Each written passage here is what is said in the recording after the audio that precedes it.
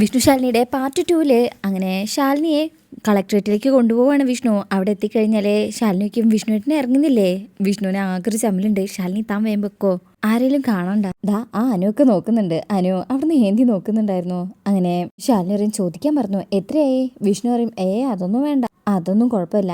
ശാലിനി പറയും പക്ഷെ എനിക്ക് കുഴപ്പമുണ്ട്, കന്യോട്ടം ഫ്രീ ആയല്ലേ, ബാക്കിയോട്ടം എല്ലാം ഫ്രീ ആയി പോവും എന്ന് പറഞ്ഞിട്ട് പൈസ വയ്ക്കുമ്പോൾ വിഷ്ണു പറയും അങ്ങനെ അങ്ങനെ നിർബന്ധിക്കുമ്പോൾ വിഷ്ണു 400 സംതിങ് പറയുമ്പോൾ ശാലിനി പറയും 390 ആയുള്ളൂ മീറ്ററിലെ, ഞാൻ അതേ തരൂ എന്ന് പറഞ്ഞ് 500 കൊടുക്കും. ബാക്കി വേണോ എന്ന് വിഷ്ണു കുഞ്ചി ചോദിക്കുമ്പോൾ പിന്നല്ലാതെ. അങ്ങനെ വിഷ്ണു ബാക്കി പൈസ ഒക്കെ കൊടുക്കുക. ശാലിനി ഇങ്ങനെ സ്റ്റൈലായിട്ട് അവിടെ നിന്ന് പോകും. വിഷ്ണു ഇങ്ങനെ നോക്കി നിൽക്കണേ. ശേഷം അല്പസമയം കഴിയുമ്പോൾ വലിയൊരു ഓട്ടോയില് കമലൻ എല്ലാരും കൂട്ടി അങ്ങോട്ട് വന്നിരിക്കുക. നിങ്ങളെന്താ ഇവിടെ? കമലൻ പറയും ഞങ്ങൾ ആശാനെ കാണാൻ വന്നതാ. എന്നെ കാണാനോ? ഞാൻ അങ്ങോട്ട് വരില്ലേ? അപ്പൊ അവിടെ ഉള്ളവർ പറയും അപ്പൊ കളക്ടറെ കാണാൻ പറ്റില്ലല്ലോ. അതെന്താ? അപ്പൊ കമലൻ പറയും നമ്മുടെ ശ്രീധരേട്ടന്റെ മോൾക്ക് SSLC പരീക്ഷയ്ക്ക് ഫുൾ A+ കിട്ടിയിരുന്നു. അപ്പൊ കോളനിയില് ഒരു ചടങ്ങ് നടക്കുന്നുണ്ടേ. വിഷ്ണു പറയും വിജയിച്ച കുട്ടികൾക്കടക്കം സമ്മാന വിതരണം. വിഷ്ണുവിന് കാര്യം മനസ്സിലായിട്ടില്ല. അത് നന്നായി, അത് കളക്ടറെ കൊണ്ട് നടത്തിക്കണം എന്നാ ഇവരുടെ ഒരു ആഗ്രഹം. അത് കേൾക്കുമ്പോഴാണ് വിഷ്ണുവിന് കത്തുന്നത്. വിഷ്ണു ചിരിക്കണോ വേണ്ടയോന്ന് അറിയാതെ നിൽക്കുക. കമലൻ ചോദിക്കും ആശാൻ എന്ത് പറയുന്നു? അതിപ്പോ ഞാനെന്ത് പറയാനാ, ആശാൻ പറഞ്ഞാൽ ഏട്ടത്തിമ്മ കേൾക്കും, അല്ലെങ്കിൽ ഞാൻ പറയാം ഞങ്ങളുടെ കൂടെ ഒന്ന് വന്നാൽ മതി. വിഷ്ണുവിനെ അങ്ങോട്ട് പോവാൻ നല്ല ചമ്മലുണ്ട് കേട്ടോ എന്നാ നിർബന്ധിച്ച് വിഷ്ണുവിനെ അങ്ങോട്ട് കൂട്ടിക്കൊണ്ട് പോവാണ്. ഞാനൊന്ന് ആലോചിക്കട്ടെടാ. അപ്പോഴേക്ക് കമലൻ ബാക്കിയുള്ള ചേട്ടന്മാരെ കൂട്ടി നിങ്ങൾ വാ ആശാൻ വന്നോളും എന്ന് പറഞ്ഞ് മുന്നിൽ പോവാണ്. അങ്ങനെ നേരെ കളക്ടറുടെ റൂമിലേക്ക് കയറി പോകുമ്പോൾ അനുവയ്ക്കും ഹലോ എങ്ങോട്ടാ? കളക്ടർ മേഡത്തെ കാണാന്. അനു പറയും അപ്പോയിന്റ്മെന്റ് എടുത്തിട്ടുണ്ടോ? അപ്പോയിന്റ്മെന്റോ? ഭാര്യ കാണാൻ ഭർത്താവിന് അപ്പോയിന്റ്മെന്റോ? ഇത് എവിടത്തനായ? അനുവയ്ക്കും ഭാര്യയും ഭർത്താവോ? ഏത് ഭർത്താവ്? അപ്പോൾ കമലൻ പറയും കളക്ടർ മേഡത്തിന് ഒരേ ഒരു ഭർത്താവേ ഉള്ളൂ എന്ന് പറഞ്ഞ് സ്വയം നെഞ്ചത്ത് കൈവച്ചിട്ട് പറയും അത് ഞങ്ങളുടെ വിഷ്ണു ഹസാനാ എന്ന് പറഞ്ഞ് നോക്കുമ്പോൾ വിഷ്ണു ഉണ്ടാവില്ല. എവിടെ പോയി? ഇതുവരെ ഉണ്ടായിരുന്നല്ലോ എന്ന് പറയുമ്പോൾ ഉണ്ടാവും വിഷ്ണു അടുത്ത് ഇങ്ങനെ ആ ചുമരിൻ്റെ അടുത്ത് തലയിട്ട് നോക്കും. ദാ നിൽക്കുന്നു. അങ്ങനെ വിഷ്ണു പതിയെ അങ്ങോട്ട് വരും. അനു പറയും സാറായിരുന്നോ? പറ ഹസാന, ഞങ്ങൾക്ക് കളക്ടർ മേഡത്തെ കാണുന്നേ. അപ്പോൾ വിഷ്ണുവിന് എന്നൊക്കെ പറഞ്ഞിട്ട് പറയാൻ ഭയങ്കര ചമ്മലുണ്ട് കേട്ടോ. ഞങ്ങൾക്ക് കളക്ടർ മേഡം അല്ല ശാലിനി ഒന്ന് കാണാനായിരുന്നു. അനു പറയും ഒന്ന് വെയിറ്റ് ചെയ്യണേ, ഞാൻ ചോദിച്ചിട്ട് വരാം എന്ന് പറഞ്ഞ് അകത്തേക്ക് പോവാണ്.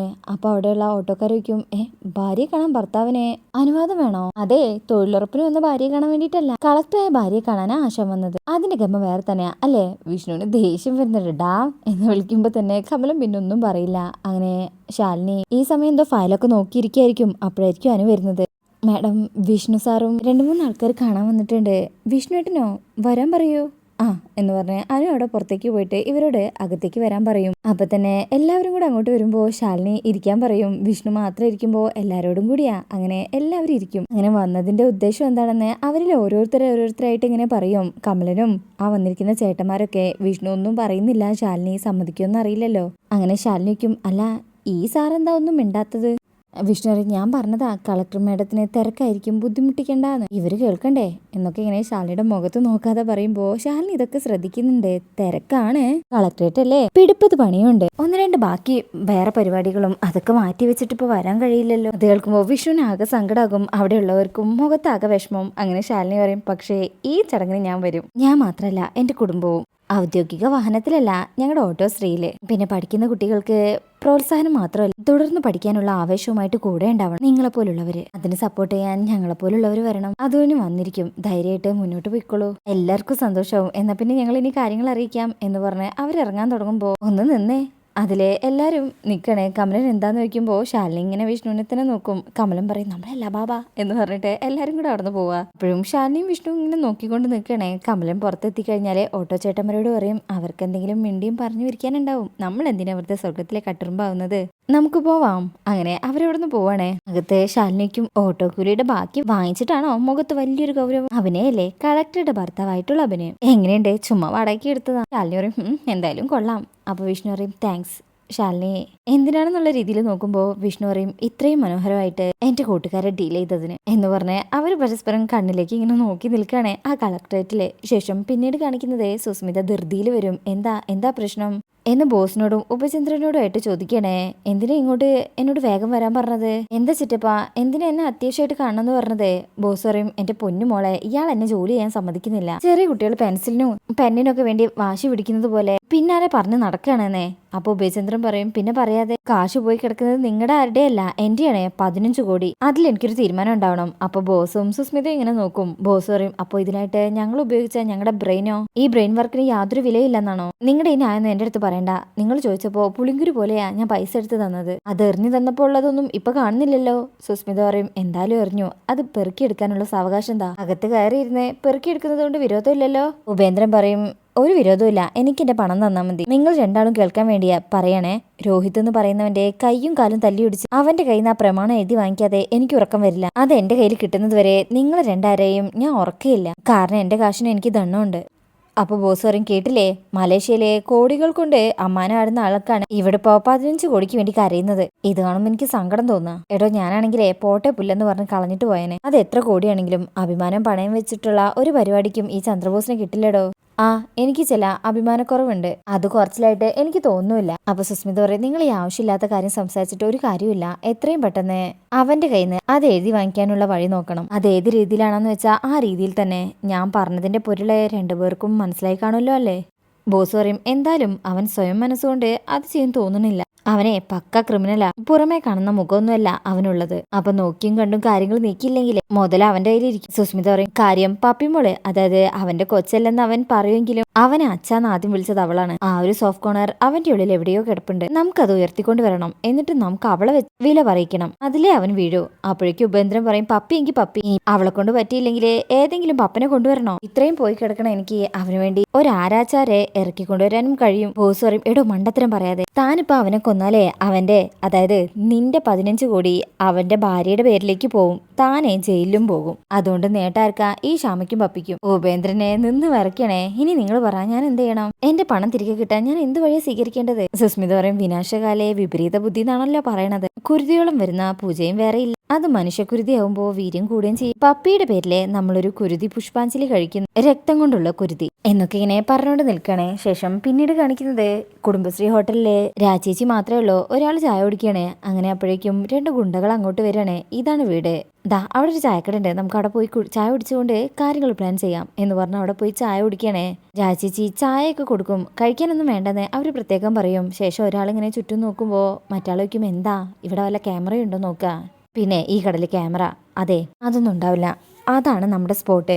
അപ്പോഴേക്കും ശാരദാമ്മയും മക്കളും ക്ഷേത്രത്തിൽ പോയിട്ട് വരികയാണ്. കയ്യിൽ പ്രസാദമുണ്ട്. ദാ കുട്ടികൾ വന്നല്ലോ, ഈ തള്ള മാത്രമേ ഉള്ളൂ, എങ്കിൽ പിന്നെ കാര്യങ്ങൾ എളുപ്പമായി എന്ന് പറഞ്ഞ് ചായ കുടിക്കുമ്പോൾ ഒരു ഓട്ടോ അങ്ങോട്ട് വരികയാണ്. നോക്കുമ്പോൾ രോഹിത്തും ശ്യാമയും. ആഹാ, നിങ്ങൾ അമ്പലത്തിൽ പോയി വരികയാണോ എന്ന് പറഞ്ഞ് ചോദിച്ചുകൊണ്ട് ശ്യാമ അടുത്തേക്ക് വരും. നിങ്ങൾ വരുന്ന കാര്യം എന്താ വിളിക്കാഞ്ഞത്? വാ മോനെ, അകത്ത് കയറിയിരിക്കാം എന്ന് പറഞ്ഞ് രോഹിത്തിനെ വിളിക്കുമ്പോൾ രോഹിത്ത് പറയും, ഇല്ല തിരക്കുണ്ട്, വേഗം പോണം, മോളെ കൂട്ടിക്കൊണ്ട് പോകാൻ വന്നതാ. അത് കേൾക്കുമ്പോൾ ശാരദാമ്മയുടെ ഉള്ളിൽ ഒരു ഞെട്ടലുണ്ട്. അപ്പോഴേക്കും രാജേച്ചിയും ഇവരടുത്തേക്ക് വരുമ്പോൾ ഗുണ്ടകൾ ഇവരെ നിരീക്ഷിച്ചുകൊണ്ടേ ഇരിക്കണേ. അങ്ങനെ ശ്യാമ പറയും, അമ്മേ, ഞങ്ങൾ പപ്പിമോളെ കൊണ്ടുപോകാനായിട്ട് വന്നത്. അത് പിന്നെ മോളെ, ശാലിനിയോടൊന്നും ആലോചിക്കാതെ പപ്പിയുടെ കാര്യത്തില് അവളോട് ചോദിക്കുന്നത് നല്ല കാര്യമല്ലേ? ഞാനായിട്ടൊരു തീരുമാനം എടുത്തുന്നേ പിന്നെ പറയില്ലല്ലോ. അപ്പൊ ശ്യാമ രോഹിത്തിനോട് പറയും, അമ്മ പറയുന്നതിലും കാര്യമില്ലേ, എന്നാ പിന്നെ അങ്ങനെ ചെയ്യാം.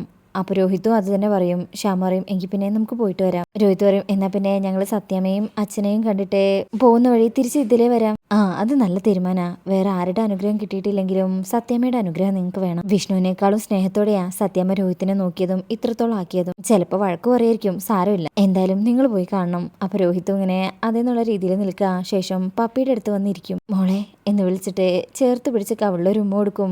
ശാരദാമ്മയ്ക്ക് സന്തോഷമാകും. അങ്ങനെ ശ്യാമ പറയും, എങ്കിൽ പിന്നെ ഞങ്ങൾ പോയിട്ട് വരാം. മോളെ, അച്ഛനും അമ്മയും വരുമ്പോഴേക്ക് റെഡിയായി നിൽക്കണേ. ഇതൊക്കെ ആ ഗുണ്ടകൾ കേൾക്കുന്നുണ്ട്. എന്നാ പിന്നെ പെട്ടെന്ന് പോ, എന്നാലേ ഞങ്ങളുടെ പണി നടത്താൻ പറ്റൂ. അങ്ങനെ യാത്ര പറഞ്ഞ് രോഹിത്തും ശ്യാമയും അവിടുന്ന് പോവാണ്. അവര് ഓട്ടോയിൽ കയറി പോകുമ്പോൾ ഈ ഗുണ്ടകൾക്ക് സന്തോഷമാവും. ശാരദാമ്മ പറയും, എങ്കിൽ പിന്നെ മക്കള് ഡ്രസ്സൊക്കെ ചേഞ്ച് ചെയ്തിട്ട് വാ, നമുക്ക് എന്തെങ്കിലും കഴിക്കാം. ശാന്തിച്ചിയുടെ കടയിലെ കാര്യം ചോദിച്ചിട്ട് ഞാനിപ്പോ വരാന്ന് പറഞ്ഞ് ശാരദാമ്മയും അവിടുന്ന് പോകും.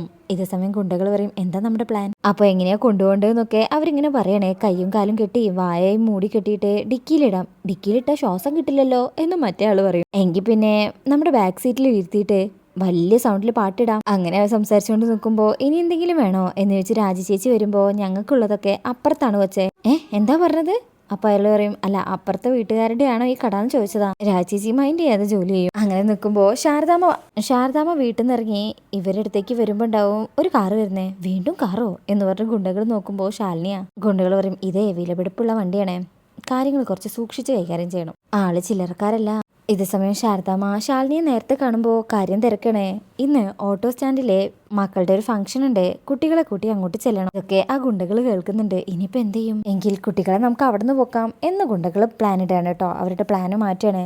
അപ്പൊ ശാരദാമ്മ പറയും അവര് റെഡി ആയിട്ടില്ല, അതൊക്കെ ഞാൻ ചെയ്യിപ്പിച്ചോളാം എന്ന് പറഞ്ഞ് ശാലിനി അകത്തേക്ക് പോവാം. അങ്ങനെ ശാരദാമ്മ കടയിലേക്ക് വരുമ്പോൾ ചായ കുടിച്ച പൈസ അവിടെ വെച്ചിട്ട് അവരവിടെ നിന്ന് പോകും. അങ്ങനെ കുട്ടികളെ തട്ടിക്കൊണ്ട് പോവാനുള്ള ഓരോ പ്ലാനുമായിട്ടാണ് ആ ഗുണ്ടകൾ വന്നിരിക്കുന്നത്. ഇത് സുസ്മിതയുടെയും ബോസിന്റെയും ആൾക്കാരാണ്. അവിടെ വിഷ്ണു ഉണ്ടാവും എന്നുള്ളത് ഇവർക്ക് അറിയില്ലല്ലോ. അപ്പൊ എന്തായാലും നെക്സ്റ്റ് ഭാഗത്ത് വരാൻ പോകുന്നത് ആ ഫംഗ്ഷന് പോയടത്തു നിന്നാണ് ഈ കുട്ടികളെ ഗുണ്ടകള് തട്ടിക്കൊണ്ട് പോകുന്നത്. പപ്പിയും സത്യയൊക്കെ ഇങ്ങനെ അവിടെ കളിച്ചോണ്ടിരിക്കുമ്പോൾ രണ്ടുപേരെയും മയക്കി കിടത്തിയിട്ടാണ് ഇവര് കാറിൽ കയറ്റി കൊണ്ടുപോകുന്നത്. ആ ഭാഗമൊക്കെ നമുക്ക് പ്രൊമോയിൽ കാണാം. അപ്പോൾ വരാൻ പോകുന്ന ഭാഗത്തിനായിട്ടും ഈ പ്രൊമോ ഇഷ്ടപ്പെട്ടിട്ടുണ്ടെങ്കിലും ചാനൽ ലൈക്ക് ചെയ്ത് സബ്സ്ക്രൈബ് ചെയ്ത് സപ്പോർട്ട് ചെയ്തേക്കണേ. താങ്ക്